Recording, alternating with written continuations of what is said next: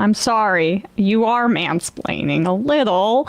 Sorry to talk about Emma Vigeland again, but I wanted to document the full process of her grieving, accepting the loss of Kamala Harris. Previously, on the steps of grieving, she was at the depression state. No one cares. That's a tough pill to swallow. Lately, she has moved on to the next stage, testing.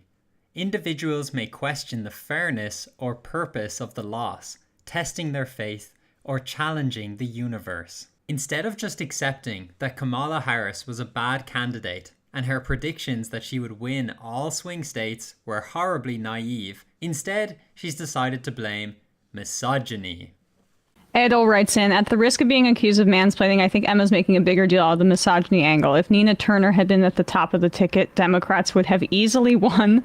Why do you care so much about an empty pantsuit woman with all the trappings of toxic macho man did not win the presidency? You are mansplaining a little. If Nina Turner had been at the top of the ticket, I think this is extremely aspirational thinking. Ah yes, because the woman who predicted Kamala Harris would win all swing states plus Ohio, the Democrats would win the House and the Senate, is now giving us a lecture in aspirational thinking. You're ignoring the way that there's one theme from that campaign, or two: immigration and fear-mongering, and their bashing of women. On Monday, Trump was encouraging the audience to imagine Mike Tyson beating up Kamala Harris. Let's take a look at the clip she's describing. Hey, Mike's been through a lot, but he could fight. Let me tell you, that guy could fight. But can you imagine Mike? Oh, he says, put Mike in the ring with Kamala. That would be interesting.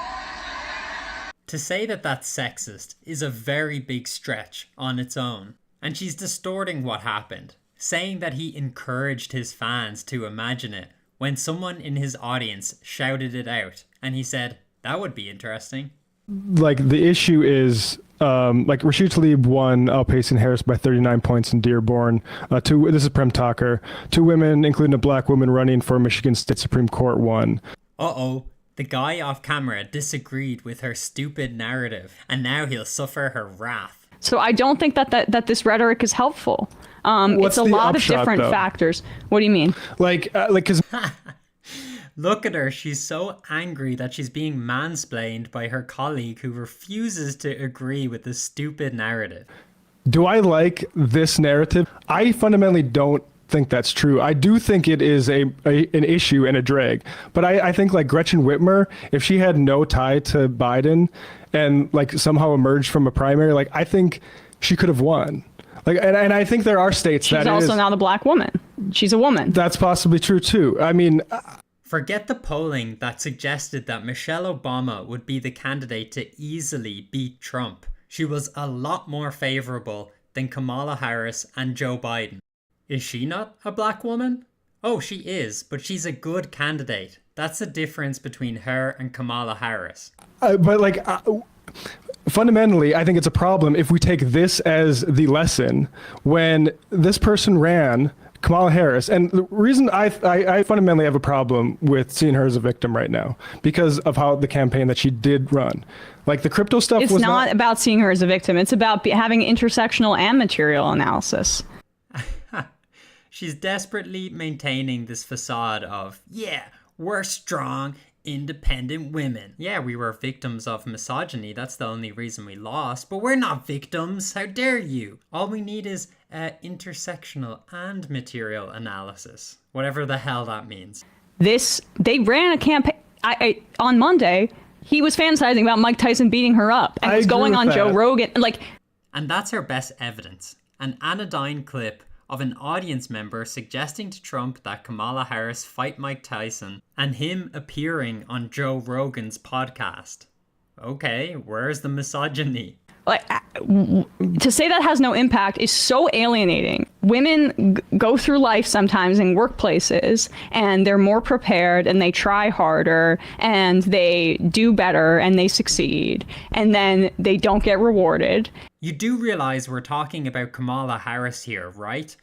A DEI pick that Joe Biden said he would select because she's black and because she's a woman. It wasn't because she did better and she succeeded, like you say.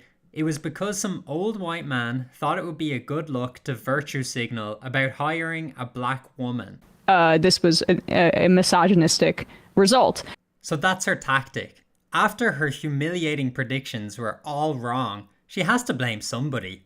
But she can't blame herself and her stupidity, so she has to blame misogyny. But I'll play you some clips well before the election where Emma was singing a different tune, where someone called in and suggested that Kamala might not win because of misogyny and racism, and Emma was quick to dismiss him. Say, you guys are driving me nuts with the replace Biden stuff because it's such a bad gamble. The racists who were upset that Obama was the president for 8 years wouldn't come out and completely destroy any chances of hope is, to me, it's asinine. It's a significantly different electorate from 2016, just in terms of age cohort. It's a very different electorate. I think on a numerical basis in this country, I think there is just a fewer. Is it a million fewer? Is it 500,000 fewer? Is it 200,000 fewer? 100,000 fewer? There are fewer misogynists and racists in this country. There you go, guys. It's a significantly less racist and misogynistic cohort than there was in 2016. They're going to vote to be like, I'm not voting for a woman. Based on what? Based on what?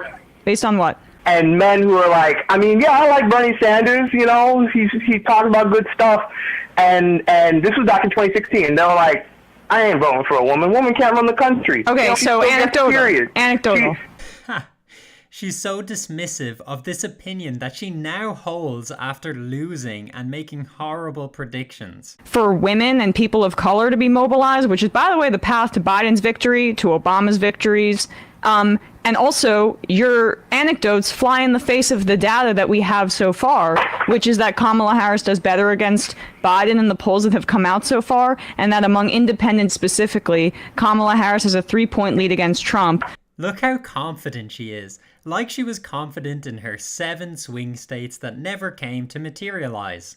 And I'm never that confident in polling.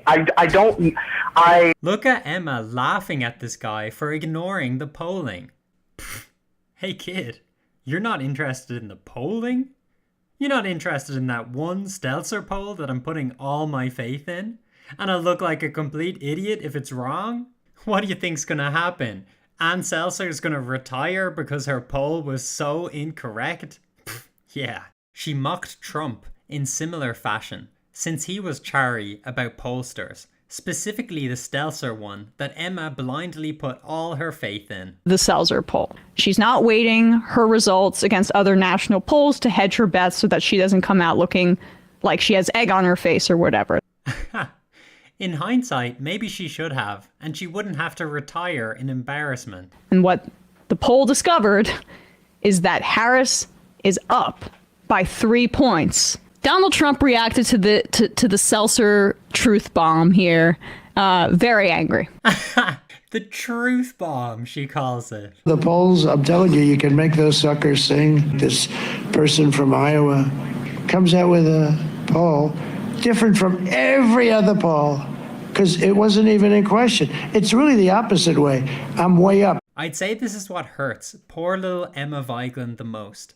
Because in hindsight, Trump was completely right and you were completely wrong, despite your sardonic attitude. Anyway, that's the left-wing tactic. Say something stupid, get proven wrong, and blame it on something else, like misogyny or sexism. It's not even the first time Emma's deployed it. When she got backlash for saying that it's bourgeois to not want to be assaulted in public transport. When people called her out for her idiotic take, they weren't doing so because it was stupid, it was because she's a woman. I was hit at one point sitting on the subway by a man who was having a mental health episode. He sat next to me and he was elbowing and kind of flailing around and hit me in the face and in my body. And it was jarring, right? And so like the politics of dehumanization privileges the bourgeois kind of concern of people's like immediate discomfort in this narrow instance, as opposed to larger humanity and life. It's really freaking twisted. Being beat up, being physically abused is now being part of the larger spectrum of humanity. Isn't that wonderful? This is what triggers them about not Sam saying this, not Matt saying this. It's something about me specifically. It's that I'm a woman. It's that I'm a white woman. It's that You don't want to be a victim. I'm not the damsel. Well, I guess that's another privilege that she's been endowed. She can say stupid things with impunity and then blame it on sexism.